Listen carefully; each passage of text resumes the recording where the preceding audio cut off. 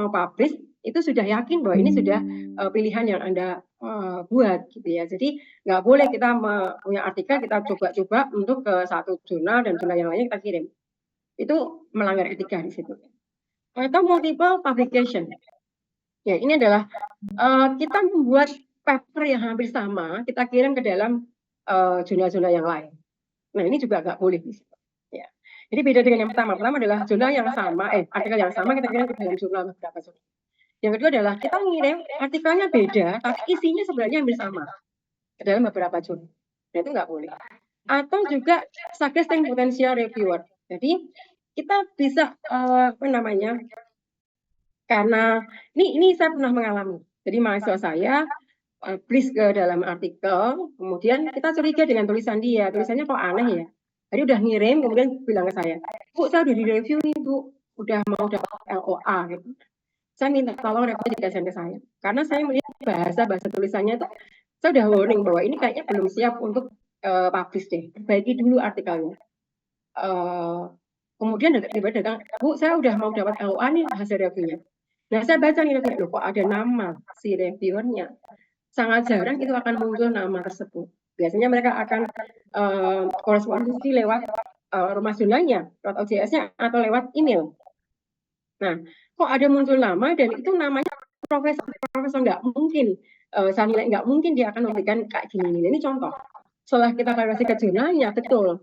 Nggak ada, Bu, artikel kami yang direview oleh nama tersebut. Nggak pernah kami mengeluarkan reviewer dengan model seperti itu. Nah, ketahuan ini contoh yang suggesting potential reviewer. Atau error correction and publish paper. Ya, ini yang kita lihat bahwa sebenarnya kita itu diminta untuk memperbaiki, tapi kita itu nggak bisa memperbaiki gitu ya. Ini yang kadang-kadang yang tidak boleh terjadi seperti itu. Harusnya ya kalau mintanya apa ya ikuti perintah yang diminta oleh reviewer. Nah, kadang kalau terlewatkan, nah ini bisa jadi masalah. Kemudian juga artikel yang withdrawal of reputation of office web. Ya, ini yang biasanya adalah kalau memang ada unsur plagiarisme akan dilakukan proses penolakan. Maka biasanya kalau Anda sebelum publish, silakan Anda kemudian mengecek dulu. Ya, Anda silakan cek artikel Anda dulu dengan Turnitin mungkin, atau dengan scan atau beberapa software scan ya, agar Anda bisa menemukan bahwa oh ini artikel yang sudah lolos dari sisi internal plagiarismenya. Itu akan membuat Anda lebih percaya diri untuk bisa mengirim artikel Anda ke sana. Jadi itu pengalaman kami juga ke mahasiswa kami ya bahwa oke, harusnya dicek dulu deh. Baru kemudian Anda boleh kirim ke jurnal. Nah, beberapa hal yang perlu kita cermati adalah ada beberapa yang kadang-kadang tadi sebenarnya melanggar aturan yang depan tadi. Ada authorship yang tidak etik. Misalkan apa? Guest authorship. Jadi karena namanya dianggap bagus ya, diminta untuk tak pakai namanya ya di artikel saya biar artikel saya bisa diterima. Itu nggak boleh. Ya karena apa? Nggak ada keterlibatan dalam membuat artikel. Maka nggak boleh diantumkan namanya di situ. Atau honorary of gift authorship ya, yang memang dia dibayar gitu ya untuk mengerjakan itu nggak boleh. Atau ghost authorship, nggak ada nama penulisnya. Memang kalau aturannya kan harus ada, tapi ini ada kutipan-kutipan yang tidak ada nama penulisnya. Itu sesuatu yang sudah salah di situ dari awal. Atau anonymous authorship, jadi not real author ya, jadi bukan nama yang sebenarnya, comot-comot nama aja agar kelihatan mentoring. Nah itu yang salah di situ. Ya itu nggak boleh dilakukan. Jadi kita harus mematuhi agar tidak tersaring karena kondisi yang seperti ini. Atau surrogate authorship, apa itu? Jadi ditulis oleh seseorang yang kita bayar. Aku dibikinkan ya, pokoknya dibikinkan bagus, nanti aku bayar kamu ini pakai. Itu banyak kejadian ya yang terungkap. Jadi membayar orang untuk membuatkan, kemudian pakai nama dia. Jadi ada pernah saya membaca bahwa gelarnya dicopot gara-gara karena artikelnya dibuat oleh orang lain, tapi dia membeli dan dia publish dengan nama dia. Nah itu dicopot dari gelarnya. Dan itu yang sesuatu yang nggak boleh dilakukan. Nah jangan sampai kita lakukan itu ya. Sesuatu yang sangat dilarang dalam konteks scientific kita, dalam koridor value kita di dunia pendidikan. Nah, kita bisa melihat bagaimana sebenarnya agar kita itu bisa mengutip nama dan juga tulisan seseorang, tapi tidak plagiarisme. Nah, itu bisa apa yang kita ceknya? Bisa datanya, bisa kata-katanya atau frasenya, bisa juga idenya. Nah, bagaimana caranya agar kita tuh bebas dari plagiarisme, gitu ya. Jadi idenya apa? Understand the meaning of original paper. Jadi pahami dulu maksudnya apa. Kita sering tahu, kita sering mendapati juga bahwa kadang-kadang kita paham dengan sesuatu hal, kita pengen ngikutin pola yang dikerjakan, kita comot aja. Terus baca satu artikel, comot, taruh. Baca lagi yang lainnya, comot, taruh. Baca lagi yang lainnya, comot, taruh. Itu sesuatu yang sangat salah. Ya, agar kita paham adalah kita baca dulu, kita pahami dulu. Baru kemudian kita milih tadi manakah yang sangat relevan dengan yang mau kita sampaikan di situ. Maka tadi kalau kita terlalu banyak mengutip juga bahaya. Makanya agar bisa dapat mengutip dengan benar adalah kita pahami dulu isinya. Jadi kita akan tahu kalimat mana yang akan kita ambil yang mewakili dari jurnal tersebut. Nah ini memang hati-hati di situ ya. Terbantu juga kita dengan pola paraphrase kadang-kadang. Tetapi kalau ini adalah bukan kesananya, tapi mengambil inti dari tulisan seseorang untuk kita kutip, tetapi tidak disebut sebagai plagiarisme. Di situ kita harus lakukan. Ini tidak mudah ya. Kenapa? Karena harus baca banyak dari artikel tersebut agar bisa paham dulu. Dan pasti akan butuh waktu. Tapi hasilnya akan mengembirakan nantinya, gitu ya. Nah, kalau kita melihat bagaimana kemudian kalau kita mau memilih beberapa kalimat atau beberapa artikel atau beberapa tulisan gitu ya ke dalam paper kita, tapi dari studi yang sama, itu bagaimana? Nah, kita tahu bahwa kadang-kadang kan seperti tadi saya contohkan tadi, kita punya penelitian yang cukup besar dan itu berat banyak sekali. Tujuannya apa? Sekali penelitian itu bisa dapat 3 jurnal. Nah, itu hati-hati ya kalau seperti itu. Ya, jangan Anda mengambil pola demikian. Boleh dilakukan, tetapi benar-benar murni dari A sampai Z itu konsepnya berbeda. Gitu. Sehingga itu akan membuat tulisan yang tidak akan sama persis. Bahkan seperti kita juga punya tulisan yang dua sekaligus, tapi benar-benar sumbernya adalah beda. Gitu. Maka muncul ini, hindari ya bagaimana memotong yang tidak sesuai. Jadi single study. Ya, jadi sebenarnya nggak masalah, boleh kok kita memotong. Tetapi motongnya itu ya benar-benar kerangka besarnya masing-masing ada. Jadi kerangkanya artikel A itu apa, itu ada. Satu kesatuan. Kerangka itu satu kesatuan. Sehingga kita tidak akan bersinggungan secara nyata. Misalkan harusnya pernah penelitian disertasi ya. Saya kan ada manajemen lagu. Ya, satu cruel, satu real. Saya jadi dalam waktu yang bersamaan, tapi kan saya jadi dua kali meregress, dua kali kemarin pakai Fuse ya, 2 kali Fuse. Nah itu bisa. Kenapa? Karena ini konsepnya kan earning management accrual beda dengan earning management real. Secara konsepnya beda dalam menghitung, beda dalam pemikiran. Karena kalau accrual kan melihat pada konsep-konsep ketika ada penahanan bukan cash. Tapi kalau real adalah penggunaan dana dalam biaya. Nah, ini konsep yang berbeda, ini nggak masalah. Ternyata akan buat pecah. Maka muncul ya, hindari ketidaklayakan dalam memecah. Ya, jadi harus pecah itu ya konsepnya itu jelas, satu-satu jelas semuanya. Kita bisa pecah. Tambah lagi, saya melihat bahwa ada pengukuran earning management yang sebenarnya ke accrual ya, itu beragam yang mengukur, beragam model pengukuran. Nah, kita mau coba menguji model mana yang paling bagus. Jadi sama-sama tentang artikel earning management, tapi beda konsep masing-masing. Jangan sama-sama iya, karena kan jurnalnya sama, kita dapat yang sama semuanya gitu ya. Tapi dalam konteksnya tinjauannya berbeda. Kenapa? Karena saya mencari yang ini bagaimana melihat pengukuran yang paling pas dari beberapa artikel. Karena yang ketiga adalah menggunakan literatur review. Bukan cari data lagi, tapi bagaimana penelitian sebelumnya itu meneliti kalau pakai satu metode atau dua metode. Bagaimana mereka hasilnya? Bagaimana kondisional yang diciptakan? Beda banget di sini. Jadi boleh pecah sepanjang tadi breaking up-nya itu benar-benar konseptual, gitu ya. Juga be transparent while submit paper for publication.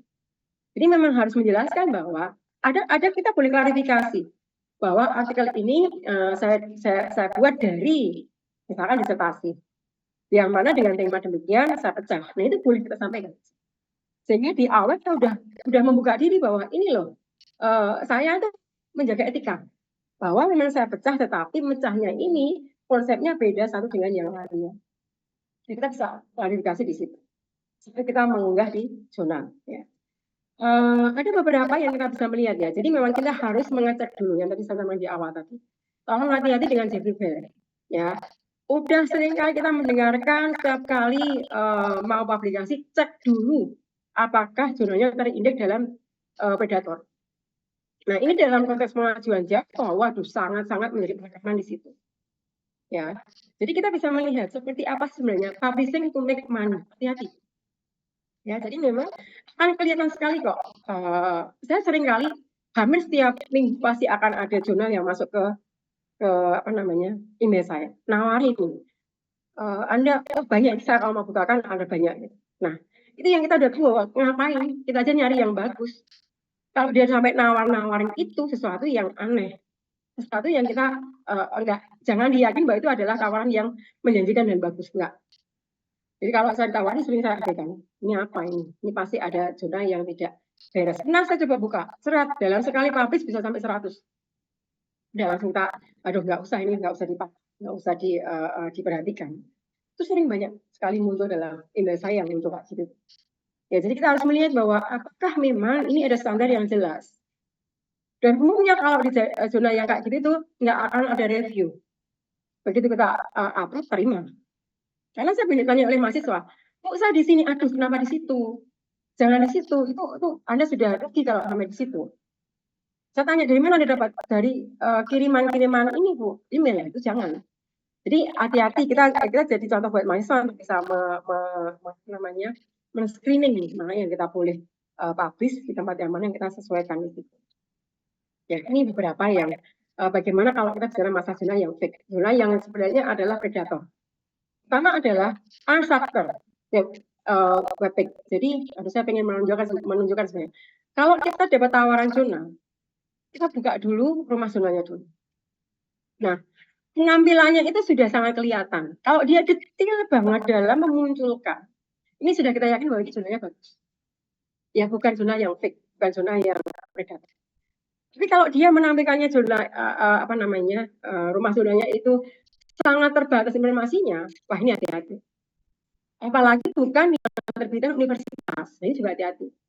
Ya, banyak kejadian yang mengikuti pola itu dia bukan dari universitas, ternyata begitu sudah publish beda sekali, tahu-tahu delisting, ya, tidak lagi masuk ke situ, ya tidak lagi terlisting di dalam Scopus dan sebagainya. Kemudian advertisement to text auditor. Nah tadi yang saya katakan tadi, seringkali dia menawarkan dengan kemudahan-kemudahan yang membuat orang terpengaruh. Kayak tadi saya katakan bahwa email saya banyak sekali masuk. Jadi ada kalimat-kalimat yang menjanjikan macam-macam gitu. Ini jurnal kami ini cukup jangkauannya luas, apa gitu. Akan muncul pernyataan seperti itu. Nah kalau ada pola-pola menjanjikan demikian, ini udahlah, ini jangan kita ikuti, gitu ya. Atau juga dia terindeks, tapi yang kita lihat dulu ya, apakah ini indeksnya ini benar apa tidak. Jadi jangan selalu percaya kalau sudah ada terindeks dengan sekian dan sebagainya, jangan dulu percaya. Yang pertama adalah ceklah ke scopus.com, ceklah ke Semapu kalau itu untuk jurnal-jurnal yang internasional. Kalau Anda ke Indonesia, pakai ceklah ke sini. Nah itu adalah awal ketika kita mau men-screening jurnal yang akan kita pilih. Jadi sekali kalau Mas Bu, saya mau ke sini boleh nggak? Nah saya kan misalkan Q3 ya atau Q4 lah, kalau mau publish gitu. Nah dia akan bawa ke saya, Bu saya ke sini. Nah kami akan men-sharing dulu. Meskipun sama-sama dia ada di Sinta sekian, ada yang beda-beda ya. Ada yang sangat banyak banget artikelnya. Saya bilang, no, saya pilihnya antara maksimal ya 25 artikel yang di situ. Kalau lebih jangan. Nah itu salah satu pola untuk menjaga konsistensi kita dalam menjaga kualitas dari penelitian kita. Ya. Kemudian juga no retreat policy. Tidak ada boleh menarik. Nah, nggak boleh menarik di situ. Nah, ini aneh, nggak boleh menarik artikelnya gitu. wah ini sesuatu yang bahaya. Kemudian juga kurang kebijakan yang jelas. Karena biasanya kalau kita mau ke rumah sunnah kan ada keterangan macam-macam ya. Ada etika clearance, ada sagan upaya. Ada beberapa hal yang bisa kita harus masukkan dulu sebagai syarat. Sangat detail syarat itu harus kita penuhi. Nah kalau ada kayak gitu kita yakin. Tapi kalau mudah sekali dalam mengirim zona, nggak ada aturan yang cukup detail gitu ya, itu bahaya. Jadi Anda harus hati-hati dengan pola seperti itu. Kemudian juga meminta Anda untuk membayar. Belum publish sudah dikasih keterangan membayar sekian, itu hati-hati. Ya, ini yang mungkin memang awalnya baik, tapi nggak bisa menjaga konsistensi. Itu yang terjadi. Jadi saya pernah mengalami ya, jadi dari conference ditawari ada yang masuk di proceeding, ada yang masuk ke jurnal. Conference-nya bagus. Kemudian masuk ke jurnal, saya milih karena ada Scopus. Nah, saya pilih Scopusnya, tapi saya ragu, kenapa semudah ini? Jadi ketika ini kok mudah sekali sih ngirimnya, gitu kan? Nggak ada kendala-kendala, nggak ada aturan yang lebih strict. Ternyata betul begitu di proses itu, waduh, saya sendiri ragu. Benar, kemudian dia di listing, nggak masuk di dalam Scopus. Nah, ini contoh pengalaman yang mudah, tetapi hati-hati dengan mudah itu ternyata nggak menjanjikan sesuatu yang bagus. Gitu ya, sampai sekarang udah saya drop, nggak saya pakai buat apapun gitu ya, karena ini sesuatu yang merugikan sama sekali.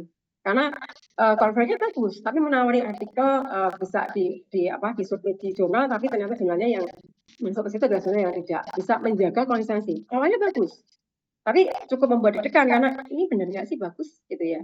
Benar ketika udah publish, kita mikir, aduh kok saya nggak yakin ya. Ketika dicek gitu, udah tahun pertama ke listing, tapi tahun berikutnya udah hilang. Nah ini yang perlu hati-hati di situ. Nah ini contoh-contoh yang tadi saya sampaikan bahwa kita mudah kok menelusur jadi base ini. Jadi saya mencoba mencari kalau mau masuk publish atau saya publish ya, saya akan mencari ke jurnal di sistem penilaian angka dosen. Nah dia ada panduan. Jadi saya langsung ketik aja di situ jurnal yang harus dihindari. Itu kan muncul nanti ya, dia akan mengumpulkan list tersebut. Nah maka muncul juga dalam poin-poinnya ada base list. Ya ini adalah zona yang dianggap predator. Nah, ini ditunjukkan ya. Jadi mudah buat kita untuk sebelum publish itu kita mencari tahu, karena kan kita di bawah naungan Dikti ya. Jadi kita harus mengikuti aturan di sana, mana yang nggak boleh di sana ya kita jangan sentuh. Gitu ya. Nah, dari penelusuran akan muncul seperti ini. Ya, daftar jurnal yang harus dihindari. Nah, kita ketemu. Jadi kalau kita ternyata masuk di sini jurnal kita, waduh, ini sesuatu yang perlu kita nggak bisa kita pakai. Meskipun Anda bisa tahu sih. Dia masuk di Q1 juga ada, QD juga ada, Q3 juga ada gitu ya. Nah, ini hati-hati. Ternyata ada beberapa yang sudah diindikasi oleh si Dikti gitu ya, bahwa ini nggak bisa, jangan di sini. Maka sebelum kita publish, kita harus mengecek dulu ke Kemendikbud Diktinya dulu untuk tahu mana yang dianggap tidak layak untuk didapat publish di situ. Ya.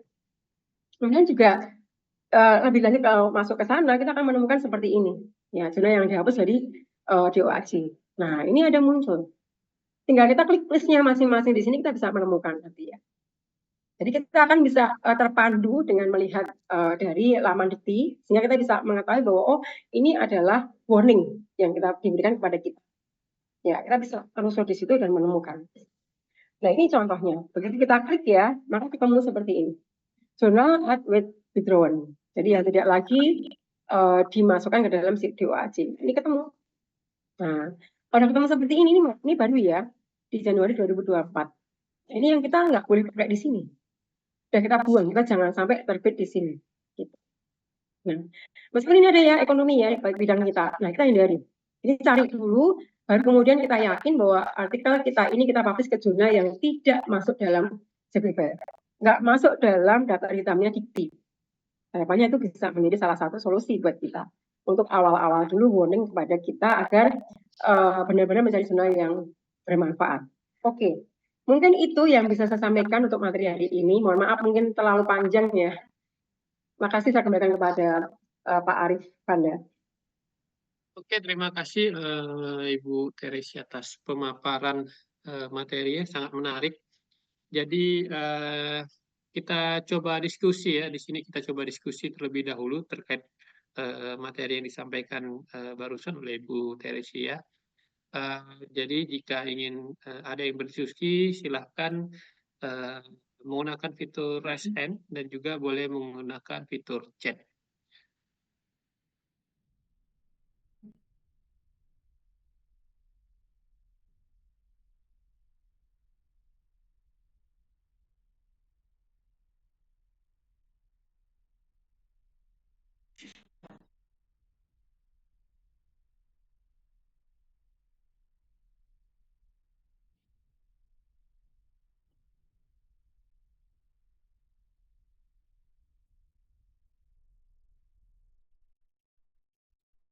Silahkan, mungkin ada dari Ibu Armiani.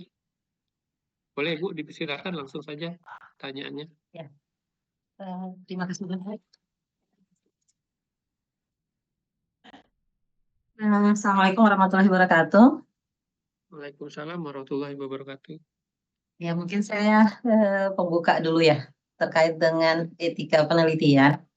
Nah, yang tadi dijelasin sama Ibu cukup bagus ya, artinya itu secara regulasi atau etika-etikanya memang sudah seperti itu. Tapi bagaimana pada saat sekarang terkait dengan AI ya, itu marak banget gitu. Mahasiswa pun juga walaupun kita sebagai dosen masih berpeluang untuk melihat atau merevisi skripsi mahasiswa, tapi lagi-lagi terkadang karena sudah parafrase segala macam dengan alat-alat yang canggih saat ini, kita masih bisa masih bisa keluar dari arah itu gitu, dari arah etika tersebut. Nah, menurut Ibu, etika dengan AI yang semacam ini seperti apa sih yang kita bisa menghindari ataupun bisa kita memahami terkait dengan teknologi yang saat ini? Mungkin itu saja. Terima kasih banyak. Oke, baik. Ya, makasih pertanyaan yang sangat bagus ya, bahwa kita sekarang nggak bisa lepas dari AI. Bahkan kalau kita kuliah pun, mahasiswa kita juga seringkali menjawab menggunakan AI. Nah, memang kita harus sabar membimbing mereka pelan-pelan untuk, oke, AI adalah bagian hidup Anda, tapi Anda paham nggak dengan yang Anda pakai itu? Anda jawab, Anda paham nggak? Nah, kalau saya biasanya adalah melihat bahwa jangan sampai too good to be true, Bu. Jadi kalau kita mengenali mahasiswa kita akan tahu kualitas mereka seperti apa.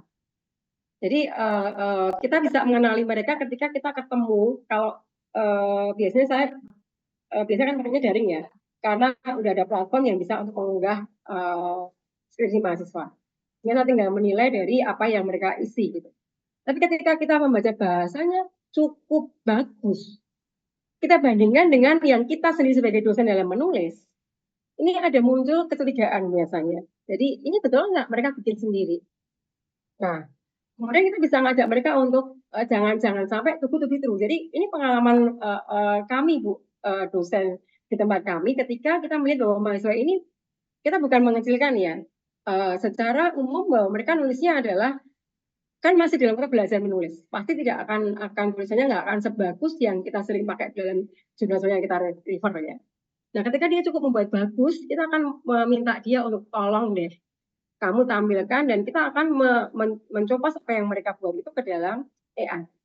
Nah, kemarin saya menemukan Bu sama tim ya, menemukan mahasiswa yang akan kita uji itu kita coba ketika dia presentasi dia nggak dong, tapi terus dia sangat bagus. Nah, ini ketemu. Jadi belum sampai pada keujian mau masih kebimbingan bersama. Ternyata kalimatnya itu benar-benar sangat mirip dengan yang di AI jawabannya. Tapi dia nggak bisa jawab. Jadi memang kita harus ngomong secara manual sih. Jadi menanyakan kepada mereka, sehingga kita tahu bahwa mungkin nggak dia bisa menulis sebagus itu. Jadi jangan sampai to be true. Jadi nggak mungkin kalau dia nulis sebagus ini dibanding dengan kita dosen aja kita kalah. Ini hati-hati kalau mahasiswa sangat pintar ya, sangat pintar kita bisa mengakui itu sebagai kelebihan yang dia punya. Kita bisa push dia untuk ke arah yang bagus. Tapi tetap kita kan punya lebih skornya lebih punya karena pengalaman kita lebih kuat daripada mahasiswa. Nah, ini yang menjadi saringan pertama bahwa benar nggak sih ini kok bagus banget tulisan dia. Kita pancing, coba kamu ngomong nih, ini logikanya gimana nih? Nah, ketika nggak dong, udah ketahuan nih Bu, ini bahwa ini dia bukan tulisan dia. Itu mungkin menjawabkah Bu Armiani? Mohon maaf ya, saya tetap nggak bisa buka kamera saya, nggak tahu kenapa. Ini dari kemarin soalnya mungkin karena nggak saya matiin laptop saya ya, jadi nggak bisa buka kameranya. Terima kasih Bu Teresia atas jawabannya. Jadi memang ada pertanyaan dari Bu Armiani berkaitan dengan perkembangan teknologi ya. Jadi AI ya sangat dekat sekali dengan kita di dunia akademisi ya. Dengan kemudahan tersebut, bagaimana cara kita menyikapi mahasiswa-mahasiswa yang menggunakan AI. Oke, mungkin ada lagi yang ingin ditanyakan atau ingin berdiskusi berkaitan dengan penyampaian etika, penelitian dan publikasi. Dipersilahkan untuk raise hand atau juga bisa menggunakan fitur chat obrolan kita.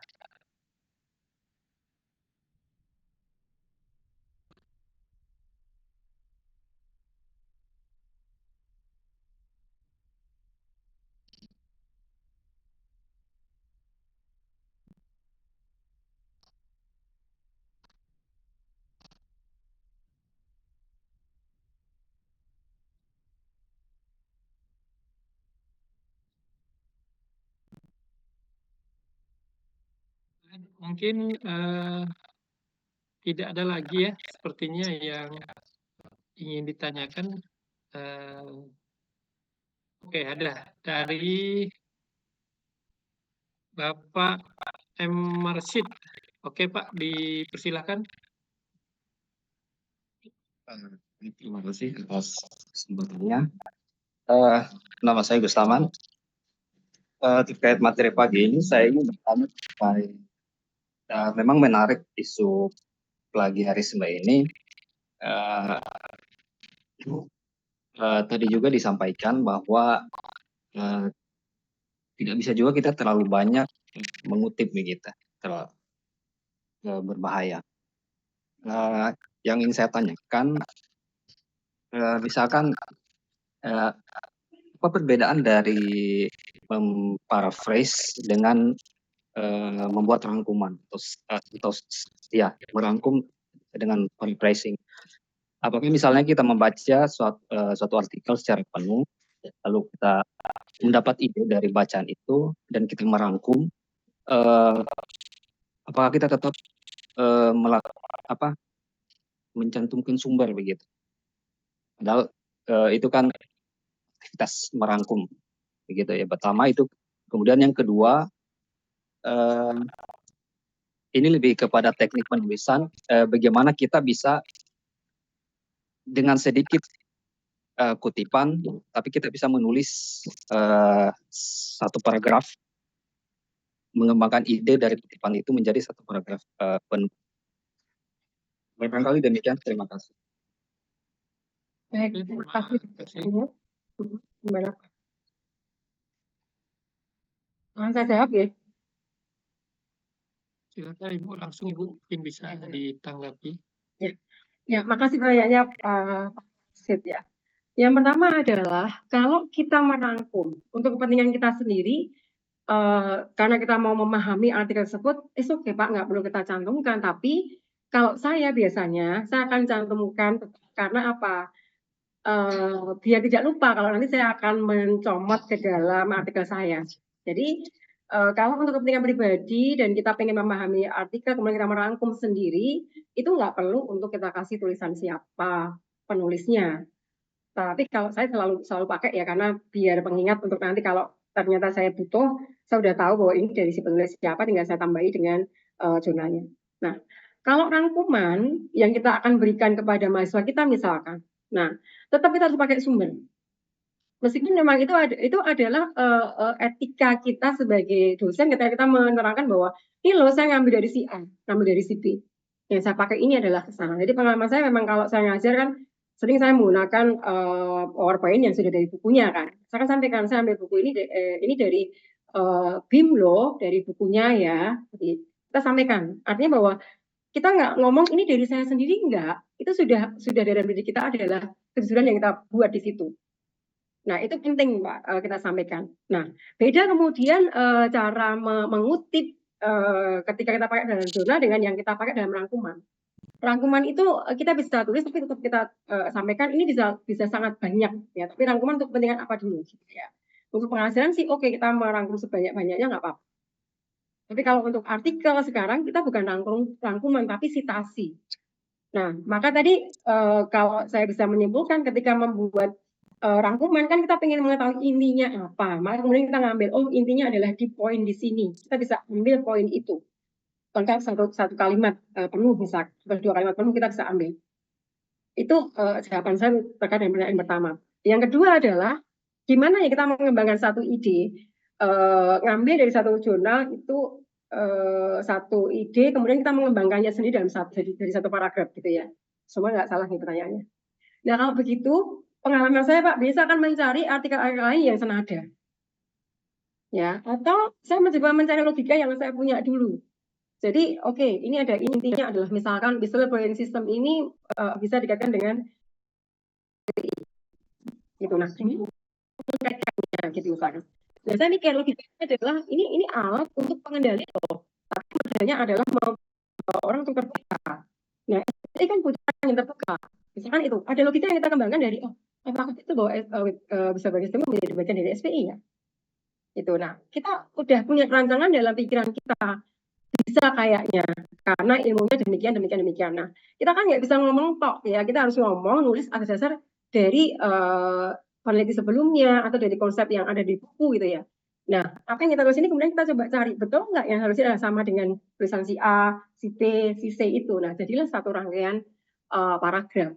Jadi memang ada 2 model sih kalau yang pengalaman saya. Pertama adalah logika kita pakai buat mengkaitkan ya sehingga jadilah satu paragraf, atau juga kalau kita buntu ya dunia apa ini menarik tapi saya nggak bisa ngomong banyak nih, kita bisa ketik di dalam Google Chrome misalkan ya apa yang mau kita cari, kemudian apa penulis lain bilang.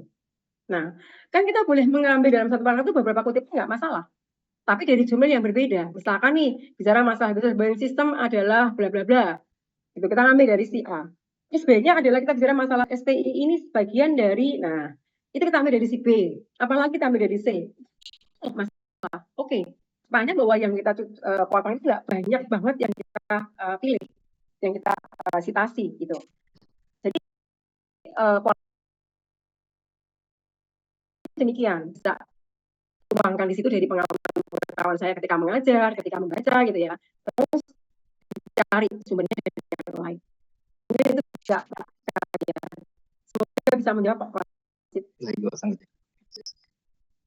Terima kasih Ibu atas jawabannya.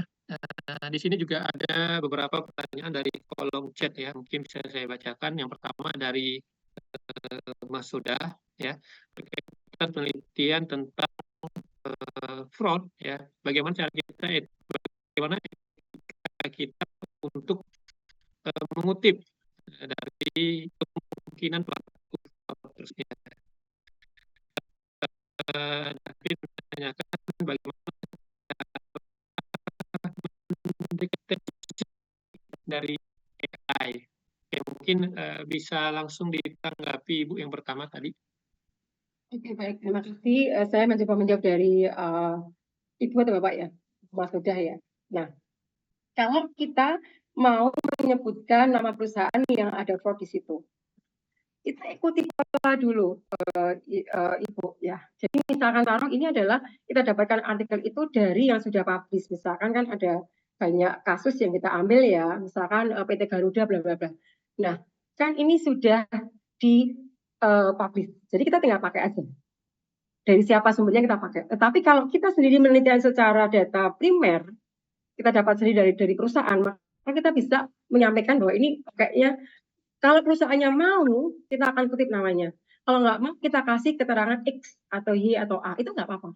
Tapi dalam penjelasan kita mau unggah di dalam nasional, kita kasih penjelasan bahwa ini dari sisi pemberi data tidak mau dimunculkan namanya hanya inisiasi. Jadi kita harus ngomong dengan si punya data itu ya, si perusahaannya bahwa ini boleh nggak kami publish dengan nama asli. Nah, kalau boleh kita aman.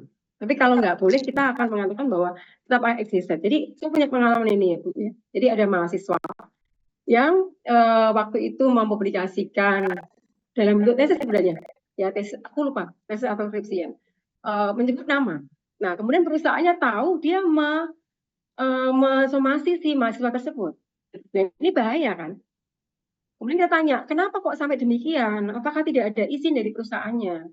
Perusahaan mengatakan bahwa saya nggak pernah memberi izin, memang dia ke tempat saya. Tapi saya nggak memberi izin untuk menyebut nama perusahaan saya. Nah, itu juga bahaya di situ. Maka tadi, yang pertama adalah sampaikan kepada perusahaan dulu. Boleh nggak ini saya cantumkan namanya? Kalau nggak boleh kita bisa menggunakan inisial. Itu mungkin jawaban untuk Ibu Masudah ya. Kemudian untuk yang Bapak David Kristianto, nah memang kita itu kan bergerak dengan mengikuti perkembangan zaman ya, sehingga kita juga nggak boleh melepas dari pengembangan IT. Jadi kita harus ikutin juga bagaimana. Nah, kalau kita sering menggunakan AI, nanti ini pakai baterai. ya kita kan seringkali bahwa ini apa toh? Kalau saya paham adalah ini apa sih, gitu ya. Kemudian kita coba cari di AI. Ketemu AI menjawab semuanya detail banget. Nah, kita tahu pola-pola AI itu dalam menjawab kita sangat detail, sangat bagus. Nah, sama seperti tadi jawaban saya tadi bahwa kita harus melihat bahwa apakah kemampuan mahasiswa kita atau kemampuan si penulis ini sebesar itu. Memang tidak mudah ketika kita pre-review, itu blend review. Nah, tergantung pada pemahaman kita ketika kita itu jadi reviewer. Melihat gini, ada beberapa yang kadang-kadang nggak nyambung sih. Jadi saya pernah mereview ini sampai sekarang masih mereview, dan saya melihat kok bagus banget, saya nggak menemukan kesalahan. Banyak kesalahan saya temukan dari tulisan ini. Gitu. Tapi kemudian ada poin-poin yang ini aneh bahasanya ketika bicara masalah ke data-data dan hasil penelitian. Nah, kemudian saya coba apa yang dia tulis dari awal sampai akhir tadi, bab 1, bab 2, bab 3 itu saya coba untuk masukkan ke AI.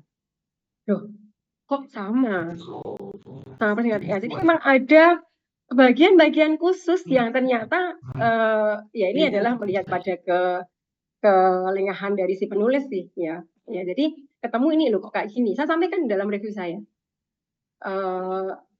Itu lebih terus sih. Jadi nampaknya ini bagus banget. Sampai tidak ada celah untuk bisa menemukan kesalahan. Nah, ini sebenarnya sudah sesuatu yang membuat kita tidak ada yang sempurna tulisan itu. Kemudian di review oleh banyak orang masih ada 1, 2, 3, 4, 5 gitu ya. Yang muncul yang butuh kita untuk sampaikan. Nah, ini yang kita menimbulkan rasa curiga.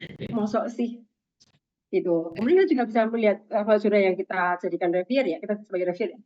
Kan beda ya, level zona itu membutuhkan level si penulis yang berbeda. Kayaknya kita mau ke zona Q1, Q2 gitu ya, Q3 gitu ya. Biasanya kan mereka itu sudah menuntut bahasanya dulu yang sangat bagus. Misalnya memang mungkin sederhana, tapi isinya dalam mengemasnya sangat bagus. Itu sudah terikas dari jurnal itu, gitu ya. Nah, kalau kita mereviewnya adalah jurnal di situ, pasti kita sudah mendapatkan artikel yang sangat-sangat bagus di situ. Tinggal ke kontennya yang akan kita nilai, gitu kan. Kalau kita review jurnal Sinta 3, Sinta 4 gitu ya, itu kan kelihatan banget bahwa beda banget pasti standar dalam menulisnya. Nah, kalau dia adalah level menjangkau level yang ke Scopus, ini sesuatu yang tidak sesuai. Kita bisa menemukan ini jangan sampai ini adalah dalam bentuk AI. Atau misalkan kita ini siapa yang membuat? Oh, mahasiswa. Kelihatan dari namanya, kelihatan dari pengalaman dia dalam publish ya. Kita bisa lihat kalau saya biasanya kalau seringkali memang usil gitu ya. Jadi coba kalau menjadi reviewer mengetik nama penulisnya. Kan ada kalau kita sebagai reviewer kadang-kadang kita ada dikasih nama penulisnya. Nah, kita coba karena sudah menulis judul itu. Jadi beragam saya coba untuk melihat judulnya tak bisa tulis gitu. Loh kok ada sesuatu yang hampir sama dengan yang dia buat. Nah, saya akan menunjukkan novelty-nya mana. Itu akan jadi bagian dari review. Saya jarang menolak jurnal sih. Jarang menolak artikel yang masuk. Kecuali sangat-sangat parah. Tapi kalau saya melihat itu agak berat gitu ya, maka ada mayor revisi yang saya tuliskan di situ. Karena kita kan nggak bisa menjelaskan bahwa ini salah, ini jelek gitu kan. Saya prinsip seperti itu. Kalau memang sangat-sangat parah, baru saya akan katakan tolak, decline. Tapi kalau ada yang bisa dipertanggungjawabkan gitu ya, ada yang bisa dinilai, maka saya akan mengarahkan si penulis ini pada konteks yang ya tadi etisnya seperti apa. Kok saya nggak menemukan ada, misalkan menemukan bahwa ada banyak yang sama dengan yang lainnya, atau sama persis dengan di AI gitu. Nah, saya akan tuliskan mana novelty-nya, mana bagian-bagian mana yang kira-kira perlu untuk diperbaiki oleh yang bersangkutan, sehingga nanti akan menghasilkan tulisan yang karya dia sendiri, bukan dari AI. Mungkin itu jawaban saya untuk David. Oke, terima kasih Ibu Teresia. Jadi ada beberapa pertanyaan tadi dari Ibu atau Bapak Musoda dan juga Bapak David berkaitan dengan AI. Oke, kita masih buka satu sesi pertanyaan mungkin ya, terakhir sebelum kita tutup. Di sini ada Ibu atau Bapak Zuraidah Kamaruzman. Oke, silakan langsung. Baik, terima kasih Bapak. Sebelumnya saya mohon maaf ini karena tidak bisa menyalakan kamera. Terima kasih kepada Ibu Teresia yang telah memberikan materinya sangat menarik dan sangat bermanfaat sekali. Saya ingin bertanya Ibu dan mungkin mohon saran juga dari penjelasan yang Ibu sampaikan tentang artikel yang ditulis dengan memecah dari artikel yang dari penelitian yang utuh. Nah, saya baru saja mengalami kejadian seperti itu, Ibu. Nah, jadi satu penelitian saya pilah menjadi dua. Yang satunya telah saya publish di IOP dan telah terbit dan dipublish. Kemudian satu bagian yang lagi yang belum saya publish, saya telah mengirimkan atau mensubmit ke satu jurnal dan beberapa hari yang lalu di reject dengan alasan karena ini mirip dengan penelitian sebelumnya yang telah dipublish di IOP tersebut gitu. Nah, sekarang saya tentunya ingin kembali merevisi artikel saya itu dan bagian yang satunya dari yang utuh itu akan rencana saya kembali publish di jurnal yang lain. Nah, saya mohon penjelasan atau saran dari Ibu bagaimana saya untuk bisa menyampaikan bahwa ini yang artikel saya publish ini satu bagiannya telah saya publish pada IOP misalnya Ibu. Demikian Ibu, saya mohon saran dan penjelasannya Ibu. Terima kasih. Ya, mungkin karena Ibu nggak menjelaskan temanya ya Bu, saya mencoba melihat normatifnya aja. Jadi kalau sudah ketahuan dari jurnalnya bahwa ini sama dengan yang sebelumnya mirip. Nah, Ibu sebelum sebelum nggak ke jurnal pernah ngecek dulu ke plagiarisme belum Bu? Sudah Ibu. Sudah. Hasilnya dari reviewer tersebut tidak ada tentang plagiarisme, tidak ada dipermasalahkan. Yang dipermasalahkan karena artikel yang saya tulis itu mirip dan telah dipublish sebagian datanya di IOP tersebut. Nah, itu jawaban dari reviewer pertama. Sedangkan reviewer kedua dikatakan dari konten artikelnya sudah baik, cuman ada sedikit revisi yang harus saya perbaiki di abstrak dan di kesimpulannya gitu. Ya, kalau Ibu yang pakai datanya sama nggak? Jadi kalau pengalaman saya begini Bu, ketika saya mecah, kan itu keluar earning management dengan real earning management itu berbeda. Datanya sudah beda. Iya, datanya beda. Nah, itu tinggal mengklarifikasi. Iya. Data yang kita gunakan itu berbeda. Itu bisa tunjukkan di situ. Iya. Dalam revisi yang Ibu buat bahwa Ibu mengklarifikasi. Dari jurnal itu menunjukkan bahwa jurnal kami itu menggunakan data bla bla bla. Dari jurnal yang kita mau publish ini menggunakan data dan sebagainya gitu. Ini untuk bisa menerangkan kepada reviewer bahwa ini beda, datanya itu beda. Oh, mungkin dia misalnya nggak untuk mengganti judulnya Ibu. Nah, jadi kadang-kadang judul ini juga mempengaruhi dari tema yang kita angkat. Iya betul Ibu. gitu. Jadi mungkin Ibu bisa kaitkan kalau memang ini beda banget datanya, Ibu bisa ke judulnya biar tidak begitu sama dengan yang sebelumnya polanya. Iya. Itu bisa menjadi salah satu solusi sih. Baik, Ibu. Sedikit lagi, Ibu. Ya.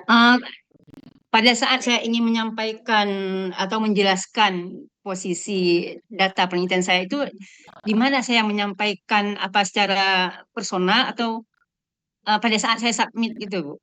Iya, kan Ibu ada keterangan ya dari reviewer yang Iya. menyampaikan demikian kan. Nah kan biasanya kan kita akan menyampaikan di situ. Ada tambahan kan, ada redaksi Oh iya. tujuan kepada Baik. redaksi, tujuan Baik. kepada siapa kan ada Bu. Jadi bukan tapi ada kolom atau bagian yang kita bisa ngomong di situ yang tidak akan masuk di artikel kita.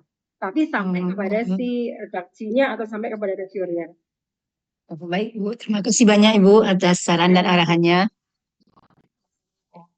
Baik, terima kasih Bapak. Ibu Teresia yang sudah menanggapi, juga terima kasih Ibu Zairida yang sudah mempertanyakan. Baiklah, akhirnya kita telah sampai di akhir sesi webinar etika penelitian dan publikasi. Jadi bisa dapat saya simpulkan bahwa bagaimana cara kita melakukan penelitian yang baik berkaitan dengan tim peneliti, berkaitan dengan tugas masing-masing dari tim peneliti. Selanjutnya kita bagaimana caranya untuk mempublish, ya, mencari jurnal-jurnal yang memang diakui oleh Dikti dan bukan kepada jurnal-jurnal yang predator. Oke. Jadi mungkin itu kesimpulan yang bisa saya pada pagi hari ini. Mungkin saya akhiri webinar kita pada pagi hari ini. Terima kasih Bapak dan Ibu yang sudah mengikuti dari awal sampai dengan akhir. Mudah-mudahan materi yang disampaikan oleh Ibu Teresia bisa bermanfaat untuk kita semua dan bisa kita terapkan di dunia akademisi kita masing-masing. Akhir kata saya ucapkan terima kasih. Wassalamualaikum warahmatullahi wabarakatuh. Saya kembalikan kepada MC Ibu Dian. Baik, terima kasih banyak Pak Arifanda atas bantuannya yang telah memandu kegiatan acara inti dengan Ibu Teresia. Kepada Ibu Teresia, saya juga ucapkan terima kasih banyak ya Ibu. Ya, baiklah.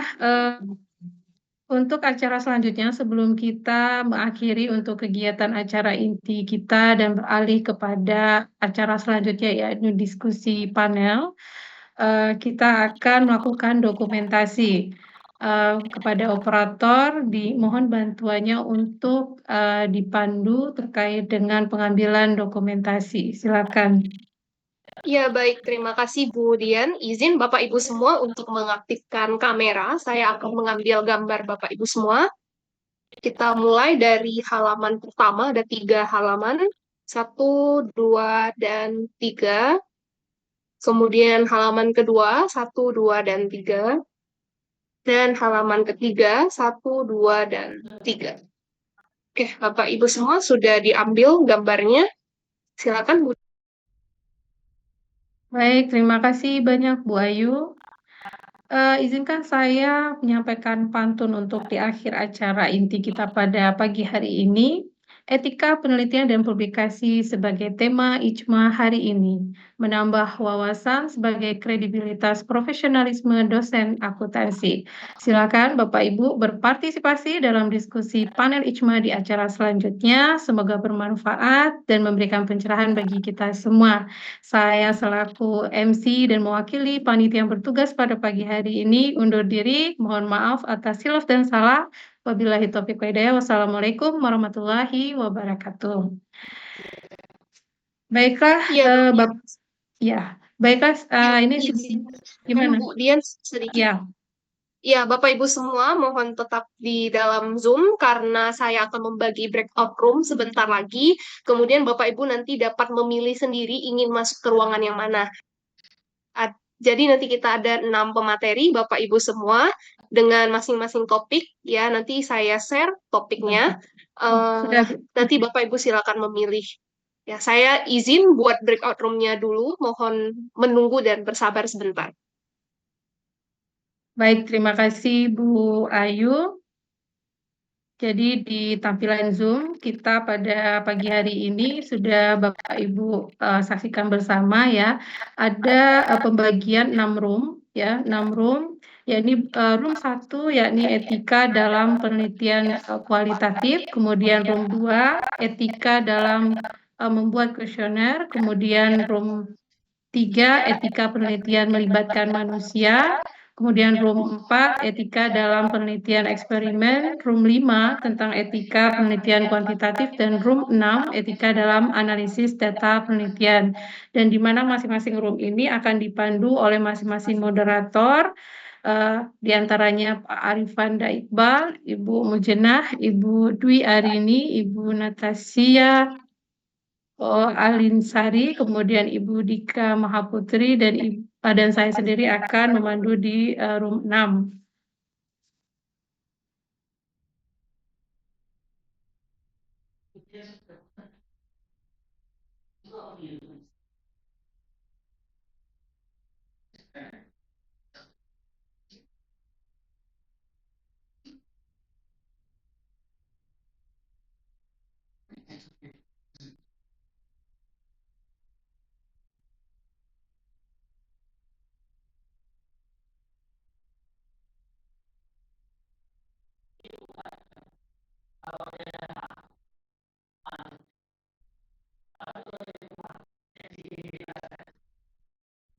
Oke, untuk masing-masing room sudah dibuat oleh Bu Ayu.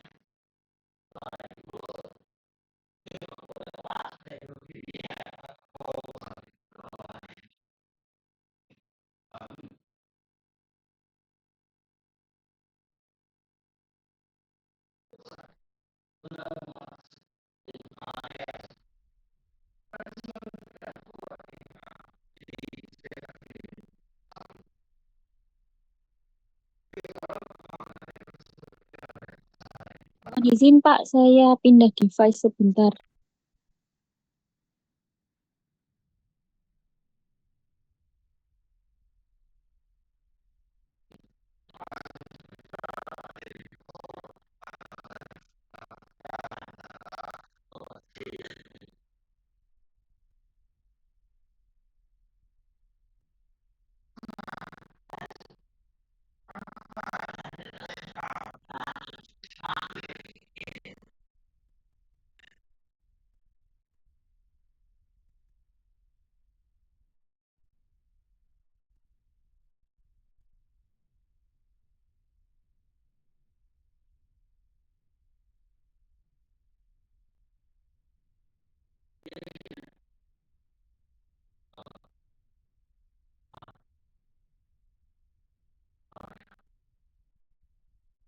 Selamat siang Bapak dan Ibu semua yang saya hormati. Untuk webinar siang ini akan kita dari pemaparan materi mengenai etika kuesioner yang sudah dan akan disampaikan oleh Bapak Dr. Nicholas dan Oke, untuk selanjutnya kami persilakan kepada Bapak untuk memaparkan materi. Mohon maaf untuk kamera saya tidak aktif karena terdapat koneksi pilot ya. Ya silakan Bapak Nicholas untuk men-share PPT-nya.